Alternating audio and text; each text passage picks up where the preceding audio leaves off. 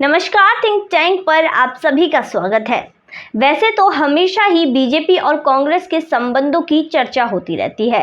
वहीं आज एक और नई बात निकलकर सामने आई है, जिसमें कांग्रेस को बीजेपी पार्टी ने दोहरा झटका दिया है। सबसे पहले झटके की बात करें तो वो आया है गोवा से।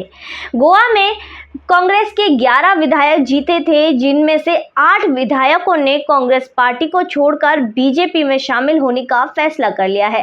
बीजेपी में वो शामिल हो रहे हैं जिनका नेतृत्व कर रहे थे दिगंबर कामत, जो कि पूर्व मुख्यमंत्री थे। शायद विधायक दल का नेता उन्हें नहीं बनाया गया, शायद कांग्रेस पार्टी से वो इस वजह से नाराज थे, या फिर प्रदेश अध्यक्ष नहीं बनाया इसलिए नाराज हो सकते हैं। कारण कोई भी हो सकता है। वहीं दूसरी तरफ जो पूरी कांग्रेस पार्टी है राहुल गांधी के वफादारों से भरी हुई है, पर यहाँ पर भी इन वफादारों में से अब छटनी होने लगी है। जो कम वफादार हैं वो यहाँ से निकलने लगे हैं। वहीं बीजेपी ज्वाइन करते समय कांग्रेस जो दिगंबर कामत हैं, उन्होंने कहा था कि ये भारत जोड़ो यात्रा तो बाद की बात है, फिलहाल तो कांग्रेस छोड़ो और बीजेपी जोड़ो जो है मिशन चालू हो गया है। इतना कहते हुए उन्होंने इस पार्टी को छोड़ दिया। दरअसल पिछले जुलाई में भी यहाँ पर इस तरह की खबरें आई थी कि विधायकों कुछ अपनी पार्टी छोड़ना चाहते हैं। वहीं दूसरी तरफ जब ये बात कांग्रेस लीडर्स को पता चली तो उन्होंने तुरंत एक्शन लिया और माइकल लोबो को विपक्ष का नेता के पद से हटा दिया था। वहीं दूसरी तरफ दिगंबर कामत को भी जो कांग्रेस वर्किंग कमेटी के अध्यक्ष पद है उस पर वो थे और उससे हटा दिया था। वहीं दूसरी तरफ बात करें दिनेश बंडू राव की, जो कि प्रभारी है, वो कह रहे थे कि गोवा में कांग्रेस के चुनाव से पहले जिनको भी चुना गया था, टिकट दी गई थी, उनसे शपथ ली गई थी कि वो कभी भी कांग्रेस पार्टी को छोड़कर नहीं जाएंगे। इसमें ये पहला मामला था राहुल गांधी का मामला, जिसमें पहली बार किसी नेता से इस तरह की शपथ ली जा रही है, जिसमें उन्होंने कहा कि मंदिर, मस्जिद, गुरुद्वारे में जहाँ के भी वो थे वहाँ पर ले जाकर, चर्च में ले जाकर यहाँ पर शपथ दिलाई गई थी। पर इस पर जब दिगंबर कामत से पूछा गया तो दिगंबर कामत ने कहा कि मैंने गॉड से फिर से बात की थी। मैंने कहा था कि गॉड अब परिस्थिति दूसरी है, मुझे क्या करना चाहिए। तो गॉड ने कहा कि जो तुम्हें ठीक लगे, जो सही हो वही करो। तो इसलिए मेरा जो मन हुआ, मुझे जो सही लगा वो मैंने किया। तो इसके अलावा जो पी चिदम्बरम है, उनका भी एक लेख सामने आया था, जिसमें उन्होंने बीजेपी की ओर इशारा करते हुए कहा था कि थोक में खरीद करने वाले एक दिन ऐसा आएगा कि सारे विधायकों को खरीद लेंगे। अरे भाई, एक चीज़ बताइए, जो थोक में जो सामान मार्केट में आता है वो आता ही इसलिए है कि वो बिक जाए, बिकने के लिए आता है। अगर आपके विधायक और सांसद ऐसे हैं जो बिक सकते हैं तो वो आपकी गलती है। खरीदार तो अपना सामान खरीदेगा ही, वो चीज़ आप पर डिपेंड करती है कि आपको वो बेचनी है, बेचने लायक बनानी है या अपने पास ही रखना है। तो इस तरह की जो चीज़ें हैं वो सारी यहाँ पर हुई। तो राहुल गांधी कैसे नेता हैं सबको समझ आ रही है। वो निकल पड़े हैं भारत जोड़ो यात्रा के लिए, पर उनसे अपनी कांग्रेस पार्टी तो जोड़ी नहीं जा रही है। भारत क्या जोड़ेंगे। वहीं दूसरी तरफ बात करें कि गोवा में जो विधायक चले गए हैं उनमें से 4 नाम मैं आपको बताऊंगी और वो ज़रूरी भी है। उनमें से 4 नाम हैं माइकल लोबो, उनकी जो पत्नी है धर्मपत्नी डेलिला लोबो, इसके अलावा एलेक्सियो सिटफेरा, और इसके अलावा चौथे हैं रुडोल्फ फर्नांडिस। चारों ही क्रिश्चियंस हैं, क्रिश्चियन प्रजाति के हैं, क्रिश्चियन विधायक हैं। गोवा में क्रिश्चियन समाज का कितना बड़ा समुदाय है, कितना बड़ा हाथ है, वो सभी को पता है कि वहाँ पर क्रिश्चियंस ज़्यादा हैं। तो इसी में जो क्रिश्चियन समुदाय को जोड़ने का काम किया था, सबसे पहले किया था मनोहर पर्रिकर ने। इन्होंने इस समाज को जोड़ने का काम किया था, जिसके बाद बीजेपी को यहाँ पर वोट मिलने लगे, बीजेपी से जुड़ने लग गए। वहीं दूसरी तरफ गोवा में 12 लाख वोटर हैं, 40 विधायक सीटें हैं। बहुत छोटा सा प्रदेश है, तो यहाँ की जो राजनीति है वो व्यक्तिगत रूप से चलती है। व्यक्तिगत रूप से यहाँ की राजनीति चलती है और यहाँ पर राजनीति में बहुत जल्दी जल्दी बदलाव भी होते हैं। अब जैसे देखिए जिस तरह अब कांग्रेस का हाल हुआ है, वैसे ही एक बार कांग्रेस के साथ मिलकर जो है इसी तरह बीजेपी की सरकार को भी वहाँ पर गिराया गया था, जो इसी तरह गिराई गई थी। मनोहर पर्रिकर से विद्रोह करके दिगंबर कामत ने इस सरकार को गिराया था। इसीलिए दिगंबर कामत का जो बीजेपी में स्वागत होना चाहिए वैसे नहीं होगा। बीजेपी कोई ज़्यादा खुश नहीं है कि दिगंबर कामत वापस आए हैं। दरअसल बीजेपी तो इन्हें अपने बलबूते पर हराना चाहती थी, पर वो हो नहीं पाया। अब देर आए दुरुस्त आए, चाहे जो भी हो, पहले भी बीजेपी में थे, फिर से बीजेपी में शामिल हो गए, तो कोई नई बात तो है नहीं।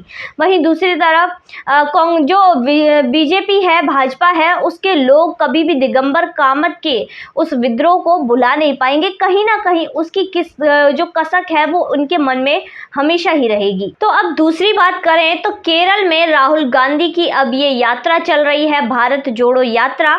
18 दिन तक राहुल गांधी केरल में ही रहेंगे, केरल में ही घूमेंगे। वहीं दूसरी तरफ जो कांग्रेस पार्टी है, यहाँ पर जो मेन विपक्षी दल है वो यही है। कांग्रेस नंबर 2 की पार्टी है, मेन विपक्षी दल है। बीजेपी किसी तरह अपना पैंठ बनाने की यहाँ पर कोशिश कर रही है, पर वो कर नहीं पा रही।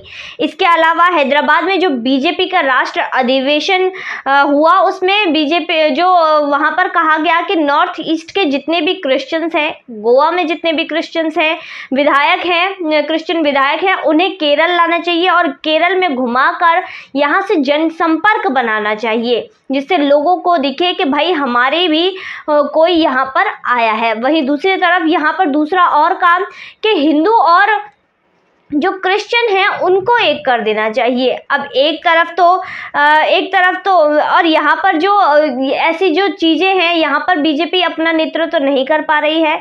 उसके कई कारण हैं। यहाँ पर जो मुद्दे बनाए जाने हैं, जो हो सकते हैं, वो होते हैं एक तो पॉपुलेशन और दूसरा है लव जिहाद। यहाँ पर लोग जो क्रिश्चियन लोग हैं वो लव जिहाद के मामलों से बहुत ही ज़्यादा दुखी हैं। उनके मामले बढ़ गए हैं, उनकी लड़कियों के साथ लव जिहाद के मामले बहुत ही ज़्यादा बढ़ गए हैं, बहुत ही परेशान हैं। इसको मुद्दा बनाकर वीएस अच्युतानंद जी ने जो कि जांच बिठाई थी, हाईकोर्ट तक मामला गया, पर यहाँ पर मुस्लिम समुदाय के प्रेशर से या मुस्लिम समुदाय का जो रवैया है उसके हिसाब से देख ले तो यहाँ मामला दब गया। वहीं उम्मीद जो यहाँ पर भारत में जो क्रिश्चियन समाज को जोड़ने की, अब एक तरफ तो मोदी जी सोच रहे हैं जिस तरह धर्म परिवर्तन क्रिश्चियन समाज के लोग करवा रहे हैं उसको कैसे रोकें, वहीं दूसरी तरफ क्रिश्चियन समाज को जोड़कर अपनी पार्टी का वर्चस्व भी स्थापित करना है। तो इसके लिए वो पूरी कोशिश कर रहे हैं और यहाँ पर क्रिश्चियंस को जोड़ने का एक और भी जो बात चाहते हैं, क्योंकि उम्मीद है अगले साल पोप भारत के दौरे पर आ सकते हैं, तो उन्हें भी लगना चाहिए कि भारत में क्रिश्चियंस के लिए कुछ हो रहा है, तो इससे क्रिश्चियन समुदाय ज़्यादा जुड़ेगा। वहीं जो ये लड़ाई है, अगर ये सब चीज़ें हो जाती हैं, हिंदू और क्रिश्चियंस एक हो जाते हैं, तो यहाँ पर सीधी लड़ाई बीजेपी सीपीएम के खिलाफ लड़ सकती है। तो ये जो भारत जोड़ो यात्रा है अभी तो सिर्फ केरल में ही है, कुछ दिन और रहेगी, उसके बाद ये कर्नाटक पहुँचेगी। अब यहाँ पर जो राहुल गांधी को झटका गोवा से मिला है, ऐसे झटके बार बार देखने को मिलेंगे। अभी तो ये यात्रा बहुत लंबी है और इस यात्रा के दौरान राहुल को बहुत ही झटके लगेंगे। ये झटका कहीं से भी हो सकता है, किसी भी राज्य से हो सकता है, चाहे वो झारखंड हो या फिर कोई और राज्य हो, कहीं से भी लग सकता है। वहीं दूसरी तरफ गोवा में जो हुआ उसमें राहुल गांधी की कार्यशैली पर बहुत बड़े बड़े सवाल उठ जाते हैं कि कैसे ये कार्य करते हैं, किस तरह अपनी पार्टी को चला रहे हैं, इनसे अपनी पार्टी नहीं चलती। तो इस तरह के बड़े बड़े सवाल इनके सामने खड़े हो जाते हैं।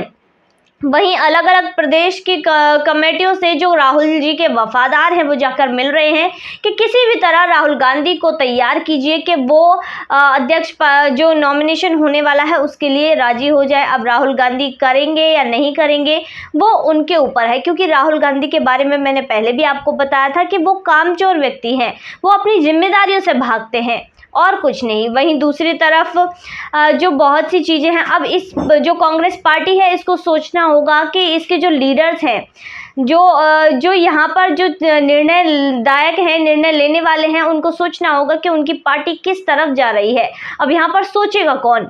राहुल गांधी, इसके अलावा सोनिया गांधी या प्रियंका गांधी, इन तीनों ही के पास ऐसी कोई मानसिकता मुझे लगती नहीं है कि वो अपनी इस पार्टी को संभाल पाएंगे। अब चाहे भले ही जयराम रमेश जी इस जो विधायक इस पार्टी को छोड़कर बीजेपी में शामिल हो गए, इस मिशन को कीचड़ मिशन कहें, चाहे कुछ भी हो, अब ये तो इस पार्टी को सोचने की ज़रूरत है, कांग्रेस पार्टी को सोचने की ज़रूरत है कि अगर बीजेपी ने विधायक खरीदे भी तो आपके विधायक ऐसे थाली के बैंगन निकले कि वो बिकने के लिए भी राजी हो गए, इधर से लुढ़क कर उधर पहुंच गए। तो ये चीज़ सोचने की ज़रूरत है। और जो 3 विधायक नहीं गए हैं तो उनकी मानसिकता क्या है कि वो बीजेपी में शामिल होने के लिए राजी नहीं हुए, बिकने के लिए राजी नहीं हुए। तो ये सब चीज़ें कांग्रेस पार्टी को सोचनी चाहिए। तो आज की वीडियो में बस इतना ही, फिर मुलाकात होगी ऐसी ही वीडियो के साथ। तब तक के लिए देखते रहिए थिंक टैंक।